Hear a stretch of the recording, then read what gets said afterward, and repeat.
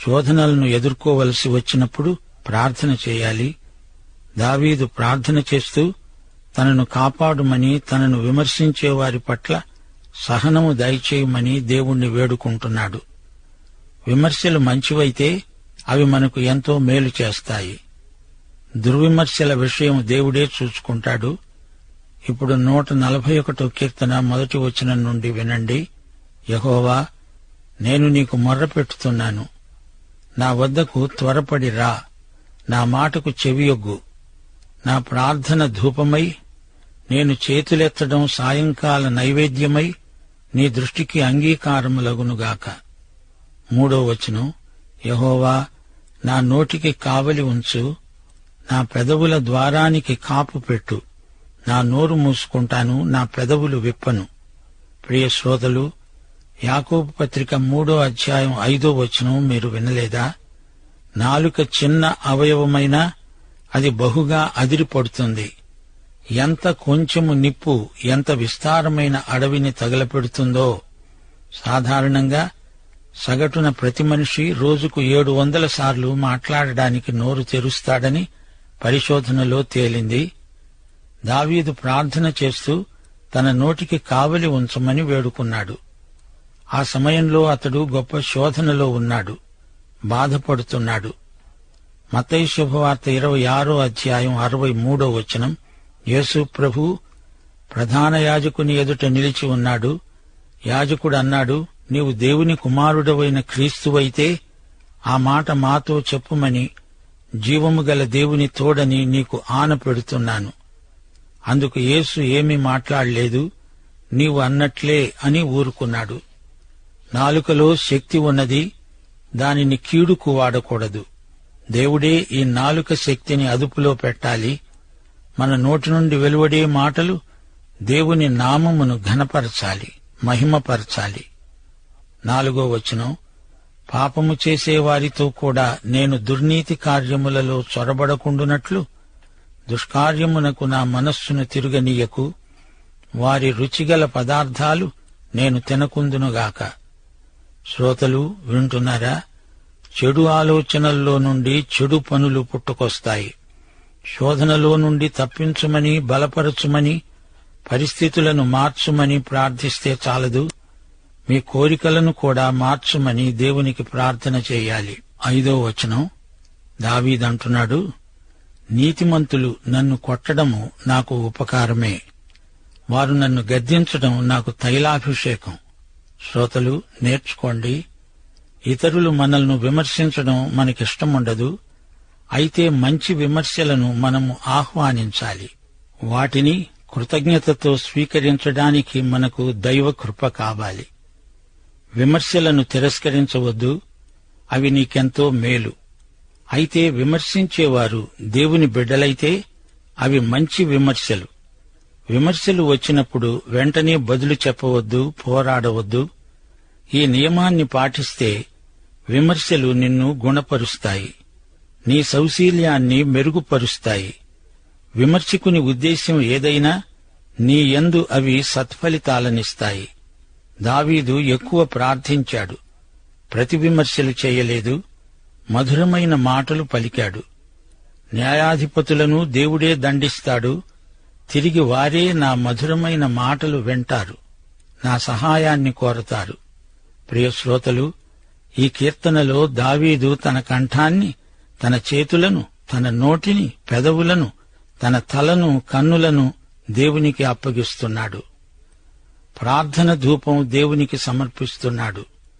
నోరు తెరచి చేతులెత్తి దేవుణ్ణి స్తుతిస్తున్నాడు. నోటికి కావలి ఉంచమంటున్నాడు. పెదవుల ద్వారానికి కాపుదలను కోరుతున్నాడు. సామెతలు 27వ అధ్యాయం 6వ వచనం. మేలును కోరి స్నేహితుడు గాయాలు చేస్తాడు, సద్విమర్శలు తైలాభిషేకం. 8వ వచనం. యెహోవా నా ప్రభూ, నా కన్నులు నీ తట్టు చూస్తున్నవి, నీ శరణు జొచ్చాను. శత్రువుల బారి నుండి నన్ను తప్పించు, నేను తప్పించుకొని పోతాను. భక్తిహీనులు తమ వలలో తామే చిక్కుకుంటారు. దావీదు కన్నులు దేవుని వైపే చూస్తున్నాయి. తన కంఠం, చేతులు, నోరు, పెదవులు, తల, కన్ను అంతా కలిసి రోమాపత్రిక 12వ అధ్యాయం 1-2 వచనంలోని సజీవయాగమవుతుంది. పరిశుద్ధము, దేవునికి అనుకూలము అయిన సజీవయాగముగా శరీరాలను ఆయనకు సమర్పించుకోవాలి. మనస్సు మారి నూతనమవటం వలన రూపాంతరం పొందాలి. దావీదు అదే పని చేస్తున్నాడు. దావీదు ప్రార్థన పరుడు.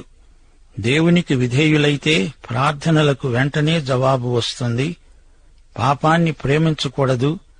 1 యోహాను 3వ అధ్యాయం 22వ వచనం. మనము ఆయన ఆజ్ఞలను గైకుంటూ ఆయన దృష్టికి ఇష్టమైనవి చేస్తున్నాము గనుక మనము ఏమి అడిగినా అది ఆయన వలన మనకు దొరుకుతుంది. నీతిమంతుని ప్రార్థన మనఃపూర్వకమైనదై బహు బలము గలదై ఉంటుంది. 2 కొరింథీ 2వ అధ్యాయం 11వ వచనం. మనము సైతాను తంత్రములను ఎరుగని వారము కాము. ఇప్పుడు 142వ కీర్తన వినండి. దేవుడు మన ప్రార్థనలు వింటాడు. ఆయన ప్రార్థనలకు జవాబిచ్చే దేవుడు. ఆయన మనకు క్షేమము, భద్రత కల్పిస్తాడు. ఇది కూడా దావీదు కీర్తనే. గుహలో ఉన్నప్పుడు దావీదు చేసిన ప్రార్థన దైవధ్యానం. 1వ వచనం. నేను ఎలుగెత్తి యెహోవాకు మొరలిడుతున్నాను, ఎలుగెత్తి ఆయనను బ్రతిమలాడుకుంటున్నాను. బహు వినయముగా ఆయన సన్నిధిలో నేను మొర్రపెడుతున్నాను. నాకు కలిగిన బాధ ఆయన సన్నిధిలో తెలియజెప్పుకుంటున్నాను. నాలో నా ప్రాణము కృంగి ఉన్నప్పుడు నా మార్గము నీకు తెలుసు. నేను నడువవలసిన త్రోవలో నన్ను పట్టుకోవడానికి చాటుగా పగవారు ఉరిని ఒడ్డుతున్నారు. 4వ వచనం. నా కుడిప్రక్కన నిదానించి చూడు, నన్ను ఎరిగినవాడు ఒక్కడూ నాకు లేకపోయాడు. నా ఎడల జాలిపడేవాడు ఒక్కడూ లేడు. యెహోవా, నీకే నేను మొర్రపెడుతున్నాను. నా ఆశ్రయదుర్గము నీవే. సజీవులున్న భూమి మీద నా స్వాస్థ్యము నీవే అని నేననుకున్నాను. ప్రియ శ్రోతలు, మీరెప్పుడైనా ఈ విధంగా అనుకున్నారా? నన్నెవరూ పట్టించుకోవటం లేదు, నాకెవ్వరూ సహాయం చేయటం లేదు అని ఆశాభంగం చెందుతున్నారా? అలాంటి పరిస్థితిలో దావీదులాగా ప్రార్థన చేయండి. దేవుడు మనల్ని గురించి చింతిస్తున్నాడు. మన చింత యావత్తు ఆయన మీద వేయాలి. దావీదంటున్నాడు, నేను చాలా కృంగి ఉన్నాను. నన్ను తరిమేవారు నాకంటే బలిష్ఠులు. వారి చేతిలో నుండి దేవా నన్ను విడిపించు. 7వ వచనం. నేను నీ నామమునకు కృతజ్ఞతాస్తుతులు సమర్పించున్నట్లు చెరసాలలో నుండి నా ప్రాణమును తప్పించు. అప్పుడు నీవు నాకు మహోపకారం చేశావని చూచి నీతిమంతులు నన్ను బట్టి అతిశయపడతారు. ఈ కీర్తనలోని 3 ముఖ్యాంశాలను గుర్తించండి. ఇది దావీదు యొక్క గుహా కీర్తన. 1. దావీదులాగా ఆందోళనలో ఉన్నప్పుడు దేవుడు నీ ప్రార్థన వింటాడు. ప్రార్థన ఒక ఆరాధన. ప్రార్థన ఒక ఆధ్యాత్మిక యుద్ధం. ప్రార్థించినప్పుడు దావీదుకు గుహే దేవాలయంగా మారింది. 2. దేవుడు నీవు నడిచే మార్గాన్ని ఎరుగును. 3వ వచనంలో దావీదన్నాడు, నా మార్గము నీకు తెలుసు. దేవునితో నడిచే వారికి దేవుని మార్గమే తమ మార్గమవుతుంది. సామెతలు 3వ అధ్యాయం 5-6 వచనాలు. నీ స్వబుద్ధిని ఆధారము చేసుకొనక నీ పూర్ణ హృదయముతో యెహోవా యందు నమ్మకముంచు. నీ ప్రవర్తన అంతటి యందు ఆయన అధికారానికి ఒప్పుకో. అప్పుడాయన నీ త్రోవలను సరళము చేస్తాడు. 3. దేవుడు నీ బాధలను ఎరుగును. దావీదంటున్నాడు, శత్రువు నన్ను పట్టుకోవాలని పొంచి ఉన్నాడు. నీవే నా ఆశ్రయదుర్గం. నీవు నన్ను గురించి చింతిస్తున్నావు. దావీదు దేవుడే తన స్వాస్థ్యమని గుర్తించాడు. విశ్వాసమందు స్థిరపడ్డాడు. దేవుణ్ణి స్తుతించాడు. ప్రియశ్రోతలు, 142వ కీర్తనలో దావీదు తన బాధను వ్యక్తం చేశాడు. దావీదు ఎన్గెది అనే గుహలో ఈ ప్రార్థన చేశాడు. అదుల్లాము అనే మరొక గుహ ఉన్నది. ఈ 2 గుహలు దావీదుకు భౌతికంగా ఆశ్రయస్థానాలు. దావీదు తన బాధనంతా దేవునికి చెప్పుకుంటున్నాడు. తన హృదయ రహస్యాలన్నిటినీ దేవునికి నివేదించుకుంటున్నాడు. దేవుడు తనకు ఆశ్రయమే, అయినా భౌతికంగా అతనికి ఒక గుహ అవసరమైంది. అది కూడా దేవుని కృపే. అలాగే నీకు నాకు దేవుడు భౌతికంగా ఆధ్యాత్మికంగా కాపుదల అనుగ్రహిస్తాడు. ఇప్పుడు 143 కీర్తన వినండి. మొదటి వచనం. యెహోవా, నా ప్రార్థన ఆలకించు, నా విన్నపములకు చెవియొగ్గు. నీ విశ్వసనీయతను బట్టి, నీ నీతిని బట్టి నాకు ఉత్తరమివ్వు. ప్రియశ్రోతలు, ఆధ్యాత్మిక యుద్ధంలో ఉన్నవారికే ఈ కీర్తన అర్థమవుతుంది. ఇది ఒక సైనికుడు చేసే ప్రార్థన. అంతేకాదు, ఈ కీర్తనలో పాపపు ఒప్పుకోలు ఉన్నది. 2 నుండి 6 వచనం వరకు, నీ సేవకునితో వ్యాజ్యమాడకు, సజీవులలో ఒక్కడూ నీ సన్నిధిలో నీతిమంతుడుగా ఎంచబడడు. శత్రువులు నన్ను తరుముతున్నారు, వారు నా ప్రాణమును నేలపై పడగొడుతున్నారు.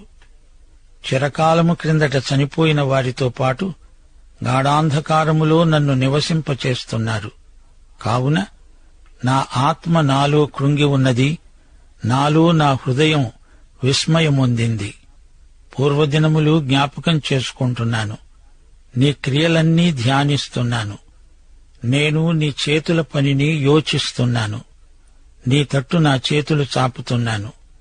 ఎండిపోయిన భూమి వలె నా ప్రాణము నీ కొరకు ఆశపడుతున్నది.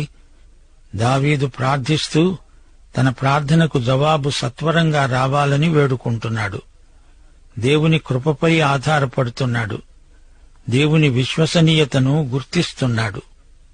అతనిలో స్వనీతి ఏ కోశానా లేదు. ప్రియ సోదరుడా, సోదరి, నీ జీవితంలో జరిగినదంతా ఉన్నది ఉన్నట్లు దేవునికి చెప్పుకో. దావీదును చూడండి. అతడు దుమ్ములో ధూళిలో ఉన్నాడు, చీకటిలో ఉన్నాడు, దప్పిగొని ఉన్నాడు. అరణ్యంలో దాహబాధ చేత చనిపోతున్నట్లు అనుభవం కలిగింది. 7 నుండి 9 వచనం వరకు, యెహోవా, నా ఆత్మ క్షీణిస్తున్నది, త్వరగా నాకు ఉత్తరమియ్యి. నేను సమాధిలోనికి దిగే వారి వలె కాకుండునట్లు నీ ముఖమును నాకు మరుగు చేయకు. నీ యందు నేను నమ్మిక ఉంచాను. ఉదయమున నీ కృపావార్తను నాకు వినిపించు. నీ వైపు నా మనస్సును ఎత్తుతున్నాను. నేను నడువవలసిన మార్గమును నాకు తెలియచెయ్యి. నీ మరుగుజొచ్చాను. నా శత్రువుల చేతిలో నుండి నన్ను విడిపించు. దావీదు ఏమంటున్నాడో వింటున్నారా శ్రోతలు? నా ప్రార్థన విను అంటున్నాడు. నా ప్రార్థనలకు జవాబివ్వు అని అడుగుతున్నాడు. 10వ వచనంలో నాకు నేర్పు అని అడుగుతున్నాడు. నువ్వే నా దేవుడవు, నీ చిత్తానుసారముగా ప్రవర్తించడం నాకు నేర్పు. దయగల నీ ఆత్మ సమభూమి గల ప్రదేశమందు నన్ను నడిపించునుగాక. దావీదు ప్రతిరోజూ ఉదయమే దేవుణ్ణి కలుసుకుంటాడు. ఆయన ఆజ్ఞలను గైకొంటాడు. ఆ రోజు తానేమి చెయ్యాలో ఏమి చెయ్యకూడదో దేవుడే చెప్పాలి. లేకపోతే అతడు ఒక్క అడుగు కూడా ముందుకు వేయలేడు. ప్రియశ్రోతలు, దేవుని ఆత్మ నడుపుదలయందు నమ్మకముంచండి. దేవునికి సంపూర్ణ విధేయత చూపండి. ఆయన చిత్తానుసారముగా ప్రవర్తించండి. సమతలాలపై పయనించండి. క్రైస్తవ సైనికులారా, శిలువ వీరులారా, ముందుకు సాగండి. ఇప్పుడు 11వ వచనంలో దావీదు తనను బ్రతికించుమని దేవుణ్ణి వేడుకుంటున్నాడు. యెహోవా, నీ నామమును బట్టి నన్ను బ్రతికించు. నీ నీతిని బట్టి నా ప్రాణమును శ్రమలో నుండి తప్పించు. గమనించండి, బ్రతికించు అంటే ఉజ్జీవింపచెయ్యి అని అర్థం. 3వ వచనంలో దావీదన్నాడు, శత్రువులు నన్ను నేల మీద పడగొట్టారు, నేను మట్టిలో పడి ఉన్నాను. దేవుడే నన్ను లేపగలడు. నేను చేస్తున్న యుద్ధం దేవునిదే. నిజమైన ప్రార్థన యుద్ధములాంటిదే. ప్రార్థనలో మనము ఏమి నేర్చుకుంటాము? మనము దేవునికి సేవ చేస్తాము, అంతేగాని దేవుడు మనకు సేవకుడు కాడు. 12వ వచనం, నేను నీ సేవకుడను, నీ కృపను బట్టి నా శత్రువులను సంహరించు. నా ప్రాణమును బాధపరిచే వారినందరినీ నశింపచెయ్యి. చూచారా, శత్రు సంహారం కోసమై మళ్లీ ప్రార్థిస్తున్నాడు. కీర్తనల గ్రంథంలో ఇలాంటి ప్రార్థనలు ఎన్నో వినపడతాయి. కొత్త నిబంధన వెలుగులో ఈ ప్రార్థనలు మనకు అపసవ్యంగా ధ్వనిస్తాయి. శత్రువుల పట్ల కోపము, ప్రతీకార వాంఛ ఈ ప్రార్థనల్లో చాలా తీవ్రంగా ధ్వనిస్తాయి. అయితే మా శ్రోతలు ఈ అంశాన్ని జాగ్రత్తగా అధ్యయనం చేయాలి. ఇట్టి ప్రార్థనలు చేసిన వారు వ్యక్తిగతంగా ఎంతో బాధపడుతున్నారు. జాతిపరంగా ఎన్నో హింసలకు గురవుతున్నారు. తమంతట తామే ప్రతీకారం తీర్చుకోవడానికి వీలు కాదు. అందుకే దేవునికి చెప్పుకుంటున్నారు. వారి బాధ ఎంత తీవ్రమైనదో కొత్త నిబంధన విశ్వాసులు గ్రహించాలి. దేవుడే తమకు న్యాయం చేకూర్చాలి. దేవుని ప్రజలకు ఏమి జరగబోతోందో తమ ప్రార్థనల్లో వీరు పేర్కొన్నారు. కొంచెం ఊహించండి, మనకే అలాంటి శ్రమలు వస్తే మన ప్రతిస్పందన ఎలా ఉంటుంది? పాత నిబంధన భక్తులు మనలాంటి మనుష్యులే. అయితే వారికి మనకున్నట్లు కొండమీది ప్రసంగం లేదు. శత్రువులను ప్రేమించమని తేటగా యేసుప్రభువు మనకు బోధించాడు. ఈ రోజున మనము కీడుకు మేలు చేసే ప్రజలం. శత్రువును క్షమించడం అనేది అంత సులభమేమీ కాదు. దేవుని సహాయము లేనిదే ఎవరూ అలా ప్రవర్తించలేరు. కొన్ని కీర్తనల్లో ఆగ్రహం వ్యక్తం చేయబడింది. దేవుడు లేచి రావాలి, శత్రువులపై మన ఆగ్రహాన్ని కృమ్మరించాలి అని ప్రార్థించారు. అయితే అట్టి ఉద్రేకం తాత్కాలికమే. దేవుని విశ్వసనీయతను వారు విశ్వసించారు. దావీదు సౌలుకు ఎట్టి కీడు చెయ్యలేదు. అతడు తన చేతికి చిక్కినప్పుడు అతణ్ణి చంపలేదు. కీర్తనల్లో గేయకారులు తమ సొంత భావాలను వెలిబుచ్చారు. అంతవరకే మనము గ్రహించాలి. ప్రభు అయిన యేసుక్రీస్తు వారి దివ్య కృప, తండ్రి అయిన దేవుని పరమ ప్రేమ, పరిశుద్ధాత్మ యొక్క అన్యోన్య సహవాసము, సమాధానము మనకందరికీ సదాకాలము తోడై ఉండునుగాక. ఆమేన్.